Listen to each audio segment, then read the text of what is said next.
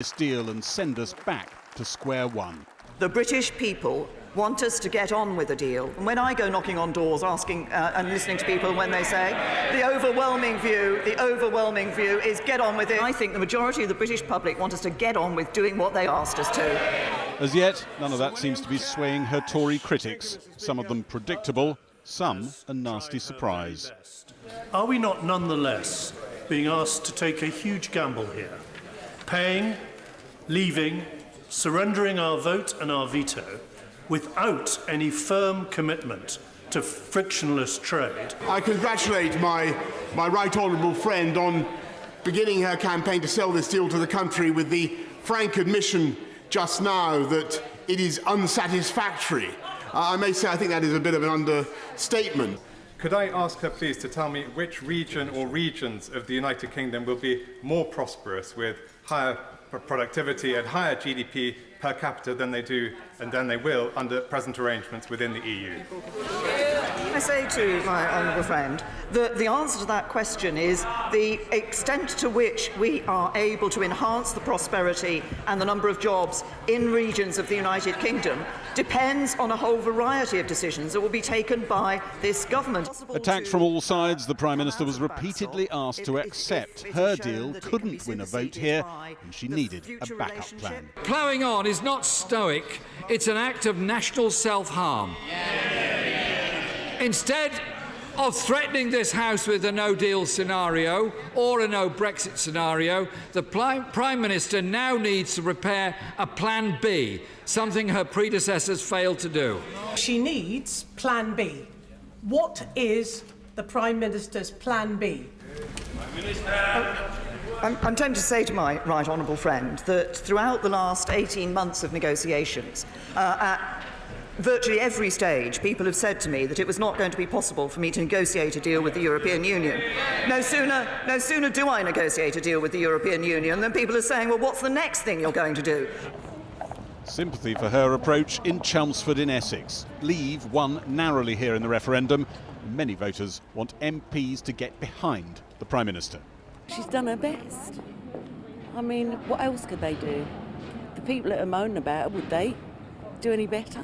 I just want everyone to get behind her. I'm fed up with the bickering that's going on in the Conservative Party. It's dragged on so long and I think our politicians have behaved badly. And she's in charge. They should support her. But those views aren't yet shifting opinions in Westminster. And one Tory MP says his idea to stay in the single market and the customs union as a Plan B is getting cross-party and cabinet interest. It's been a fairly lonely task promoting it over the last few months. But picked up a bit recently. Yes. In the last few days, there's been a lot more interest, including from members of the government and senior members of the government. But the hardcore rebels who might vote against Theresa May's deal, they're not coming running to you saying, this sounds like something we could back. I think that any deal that secures the support of, say, 200, 220 Conservative MPs and then 70 Labour MPs and possibly even some SNP MPs, some Plaid Cymru MPs, some Liberal Democrat MPs, even conceivably the DUP, who've said that they could live with this arrangement, though they can't live with the Prime Minister's deal. That's the kind of deal that is reflecting the judgment that was formed by the British people. But it blows your party apart. There will be substantial numbers of Conservatives who probably wouldn't be able to support this. We've had conversations with a number of colleagues. Amber Rudd was a backbencher until recently. It was a little bit easier for her then. She's now in the cabinet. I completely understand that she needs to be confidential and circumspect about what she's doing and what she's saying. But nevertheless, there is a very clear and strong cross-party group. We've been building this for quite some time. I've been talking about it for 2 years, and I think it's the only practical and sensible and bridge-building form of Brexit that we have. One day after they signed off on the deal, she is being asked for an alternative. Though, if the defeat is huge, she could be swept away with that deal. Gary, what a day. What did it feel like in there? From Theresa May's point of view, dire. Talking to MPs privately and listening to them in the chamber, a lot of her opponents are getting very dug in and their numbers are mounting. If Theresa May lost the vote on the deal in 15 days' time by, say, 20 or something, you could imagine her trying to repackage it, come back again with the vote. But at the moment, I'm told official estimates are quite close to 80, a defeat of 80. It's very hard to see how the deal or the premiership is intact after that. Now, Theresa May is right to think, from what I can work out, that there is public support for what she's doing, tying the thing up, getting it out of the in-tray. But will that translate into changing opinions amongst MPs in there? That is not what you feel. I think what you sense overwhelmingly is a really deteriorating mood in the Conservative Party. Real friction between the sides in the Conservative Party at the moment. And that is, as I would say, worse than it was in the referendum. You heard a bit of it in that report, people sort of thinking that maybe we could just leave some Tory MPs and reach across the aisle to Labour and other parties and try and do deals with them. It's that talk as well of doing cross-party deals. Nobody quite knows how it would work, whether it would work or anything, but the talk is increasing as well as people look around, absolutely startled by how they can't find any other workable solutions to this problem. Gary Gibbon. Well, now, Mrs May's supporters in the House have claimed it's a plan that will not ruin the British economy, although one independent economic think tank commissioned by the People's Vote campaign said it would do exactly that. But what is it likely to mean for UK businesses, from foreign workers to exports abroad? Not to mention the continued uncertainty. Here's our business editor, Siobhan Kennedy. A British coffee bar staffed entirely by European workers. Maurizio, Anna and Federica. From coffee to construction, hotels to hospitals, EU workers are as much the backbone of the UK economy as British employees. But the detail around their ability to come and work here in the future and in what numbers remains one of the key Brexit unknowns. 3 years ago, we'd have 200 applicants. We'd probably have 20 now. So the state of employment is very hard at the moment. And how much of that do you put down to Brexit, or is that just the function of the economy? It's 90% Brexit. After the vote, the job applications went down. People were unsure about their future in Britain, so we don't know what to do. The rights of EU citizens currently in the UK and vice versa are guaranteed, but freedom of movement after 2020 is set to end. The UK will pay a divorce bill of £39 billion to the EU. Britain will continue to trade under existing terms with the EU until the transition period ends in December 2020. If there's still no trade deal by then, the transition could be extended or the so-called backstop could be activated, where all the UK, including Northern Ireland, remain inside the EU customs union for an indefinite time. It's no wonder businesses like this one and employers like Andy aren't jumping for joy at the signing of the withdrawal agreement, because they see that as a largely political milestone, while for them so many aspects of their own business, their future terms of trade, whether or not they should invest, and crucially who they can and cannot hire, remain unclear. But if business wants any idea of where the rub lies, it's not the legally binding withdrawal agreement, but the accompanying political declaration, non-binding, which points to the battles ahead. The idea of frictionless trade has gone, replaced by an ambitious deep partnership. And in an additional statement, the EU warns of no backsliding on immigration, warning it will demonstrate vigilance when it came to the rights of citizens, and a promise to protect fishing enterprises, a reference to French demands for continued access to UK waters. In fact, the French President Emmanuel Macron went further, warning that unless this was agreed, Britain would remain stuck in the backstop, the long-term customs union, anathema to Brexiteers looking to strike deals with the rest of the world. Whatever the future holds, and even if Theresa May does get her deal agreed in Parliament, the People's Vote lobby group today warned the UK economy would be $100 billion a year worse off by 2030. That it's hard, as this report identifies, even if the Prime Minister gets the very best out of that, it will still mean that we will be worse off as a nation and as individual people. A prediction many would question, but what's certain is the heat around our future relationship with the EU won't dissipate as the next 2 years of battling over the terms of a trade deal begins. Well, to get a cabinet view, a little earlier I spoke to the Secretary of State for Wales, Alan Cairns. I began by asking him about the lack of support in Parliament today for the Brexit deal.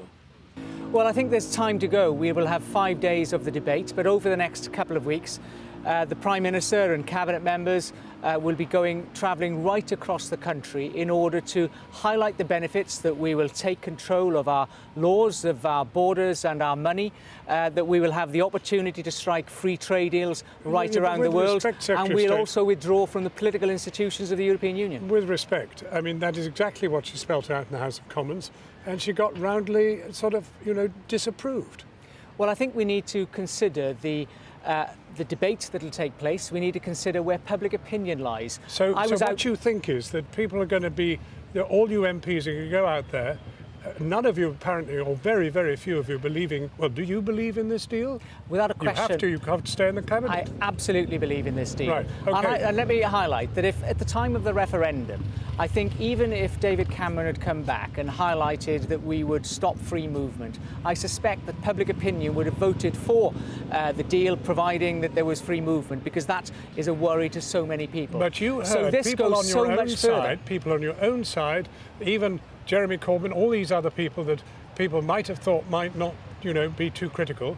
And here we go. I mean, heavens, how are you going to turn it round? I always expected Jeremy Corbyn to be critical because they have set some tests that were impossible to deliver because they've chosen to play party politics with such an important issue. But you're not addressing the scale of what we saw in the House of Commons. This is an opportunity for the nation to come together.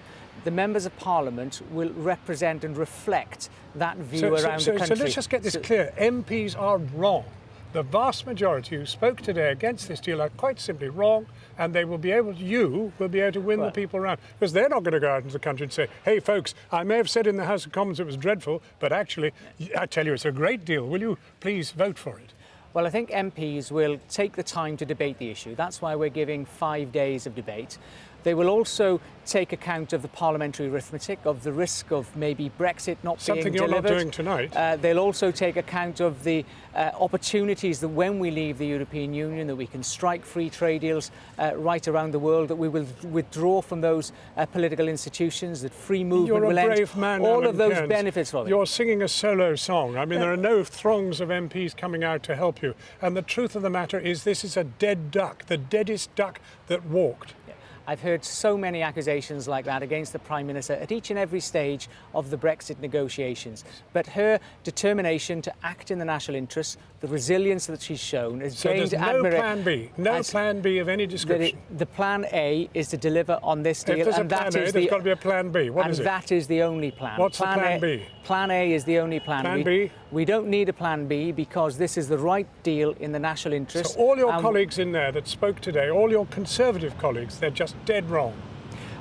I think there's an opportunity for colleagues who have strong political views on either side of this debate to have a debate around the subject, but that debate needs to be in the context of the parliamentary arithmetic, but also in the context of public opinion. And therefore, when MPs take that into account, when they clarify maybe the legal opinion, when they recognise the benefits of this in the national interest... And it's all going to happen in 10 days. In 10 days. Absolutely right. I'm confident and optimistic that we'll be able to get this through. You're a very special optimist, Alan Cairns. Thank you very much indeed. Now, welcome back to Westminster, where Theresa May has been trying to sell her Brexit deal to MPs.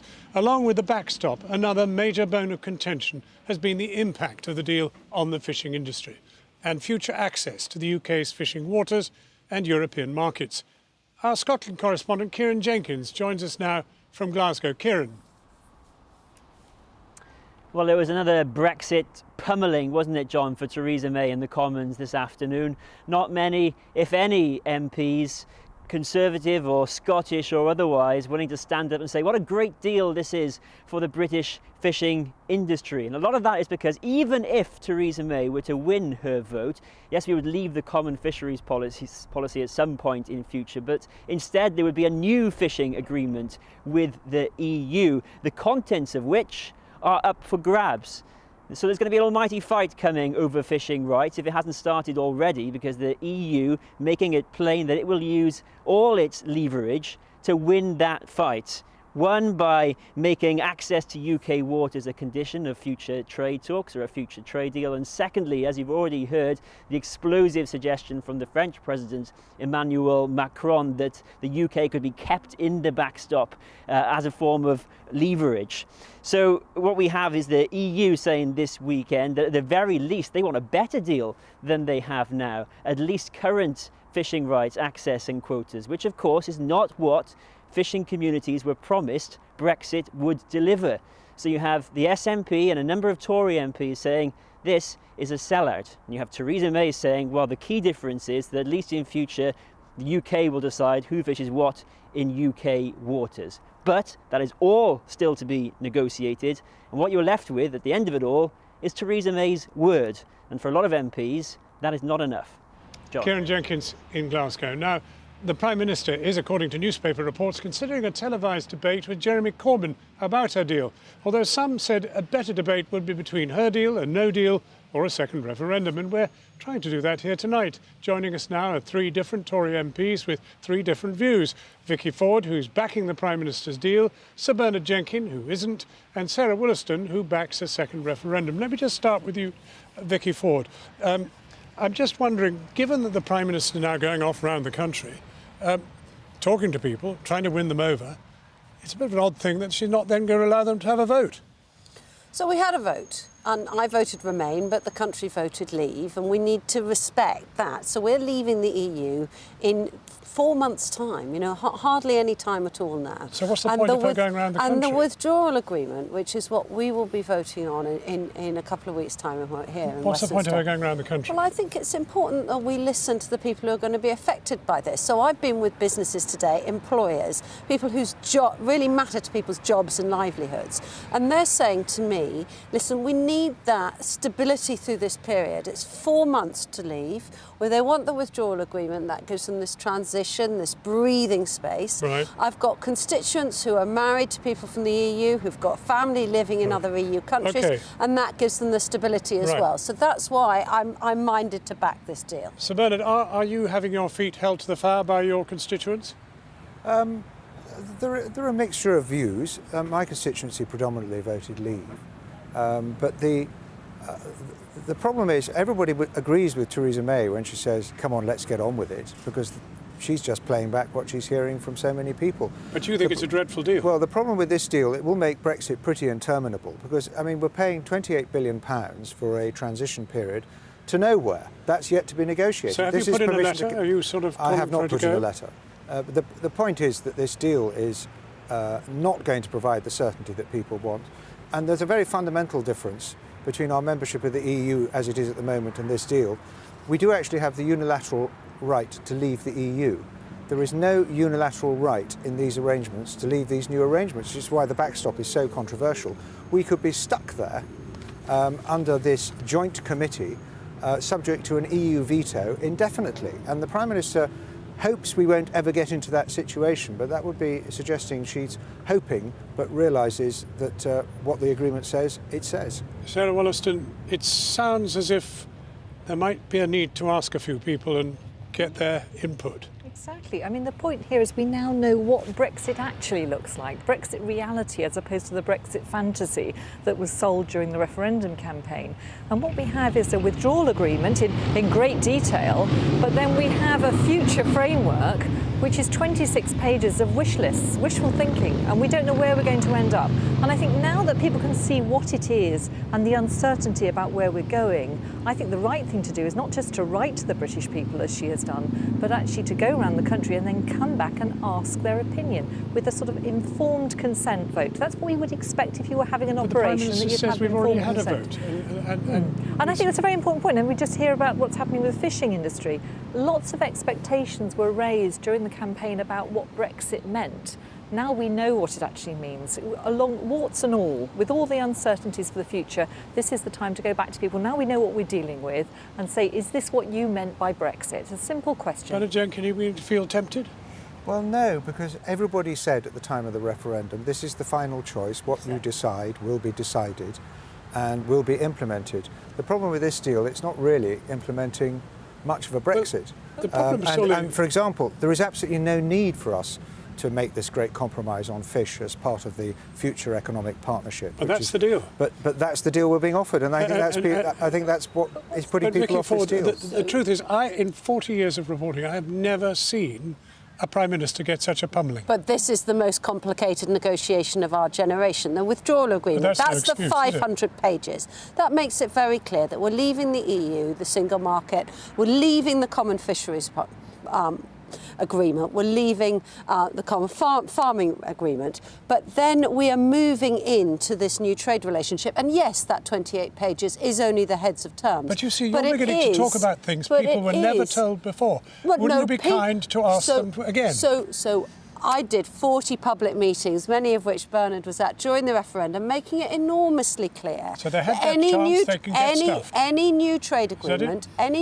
agreement needs all 27 other countries to agree. We've got the heads of terms now. I want to make sure that jobs and security are protected, and that's what this deal does. There's a practical aspect of this as well, and that is that her deal won't pass Parliament as it stands. But I think if we attach to it that conditionality of saying your deal's subject to asking the people in a people's vote, then I think there is a chance it could pass the Commons. And at some point, the Prime Minister's going to have to cross one of her red lines. Either she crosses to EEA and EFTA, or she crosses to no deal, for which there is no majority in Parliament, or she crosses to saying conditional asking the people. Well, let's do that. Bernard Jenkins, your good friend Nick Bowles has come up with another idea, which is to go the Norway way, which means we'd have more of the single market, and we would have a customs union. Well, it's very late in the day to introduce a completely new concept. Not a bad idea, though, is it? Well, also he's changed his tack. He used to say Norway for now, but now he's saying this is Norway going to be forever. Norway. It looks more like Norway forever, and it's not really practical. This isn't on offer. What the EU did offer last March was a Canada plus trade agreement. We just need to resolve the problem of the Northern Ireland, and what the Prime Minister seems to be conceding, partly conceding from Ian Duncan-Smith and Owen Paterson and their proposal to have a frictionless customs frontier in Northern Ireland without any checks at the frontier. That is the answer. And it's no threat to the EU single market. Are you beginning tempted by Norway? Norway gives us no say on the rules, not even on services and financial services. Canada gives us hard borders.